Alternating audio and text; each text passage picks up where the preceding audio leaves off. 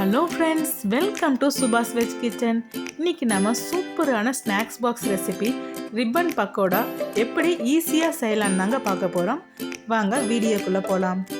Ribbon pakoda செய்கிறதுக்கு ஒரு பவுலில் 2 கப் அரிசி மாவு எடுத்துக்கலாம். அது கூட 1 கப் கடலை மாவு, 1/4 கப் பொட்டுக்கடலை மாவும் சேர்த்துக்கலாம். தேவையான அளவு உப்பு, 2 டீஸ்பூன் மிளகாய் தூள், 2 டீஸ்பூன் ஓமம் சேர்த்துக்கலாம். இது கூட சூடான எண்ணெய் 2 கரண்டி சேர்த்துக்கலாம். இந்த எல்லா இன்க்ரீடியன்ஸும் நல்லா மிக்ஸ் ஆகி வர அளவுக்கு கையால் மிக்ஸ் பண்ணி விட்டுக்கோங்க.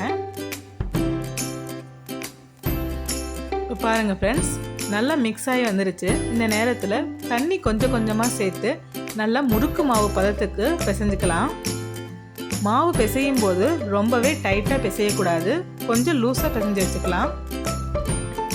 இந்த மாதிரி மாவு பிசைஞ்சு வச்சப்புறம் முறுக்கு உரலில் ரிப்பன் பக்கோடாவுக்கு தேவையான அச்சு சேர்த்து எல்லா பக்கமும் எண்ணெய் தடவி விட்டுக்கலாம்.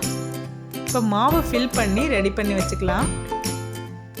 அவ்வளோதான் ஃப்ரெண்ட்ஸ், சூடான எண்ணெயில் மாவை நல்லா பிழிஞ்சு விட்டுக்கோங்க.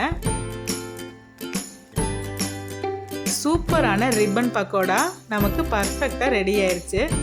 குழந்தைங்களுக்கு ரொம்பவே பிடிச்ச இந்த ஸ்நாக்ஸை நீங்களும் உங்கள் வீட்டில் ட்ரை பண்ணி பாருங்கள். இந்த வீடியோ உங்களுக்கு பிடிச்சிருந்தா லைக் பண்ணுங்கள், ஷேர் பண்ணுங்கள்.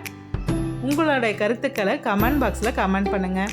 நம்ம சேனலுக்கு அப்படியே சப்ஸ்கிரைப் பண்ணுங்கள். தேங்க்யூ.